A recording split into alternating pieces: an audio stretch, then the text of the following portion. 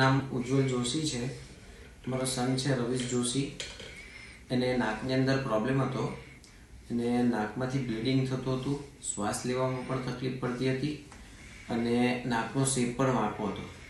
અમને ડૉક્ટર ઋષિ સરનો રેફરન્સ મળ્યો અને એમને બતાવ્યું અને એમની સલાહ લીધી। એમને સલાહ સાચી આપી અને એમણે ઓપરેશન કરવાની સલાહ આપી અને ઓપરેશન પણ કર્યું અને સરસ ઓપરેશન થઈ ગયું। આજે 1.5 મહિનો થઈ ગયો છે અને કોઈ જ એને પ્રોબ્લેમ નથી। શ્વાસ લેવામાં તકલીફ પડતી, નથી બ્લીડિંગ થતું અને નાકનો શેપ પણ સીધો થઈ ગયો છે।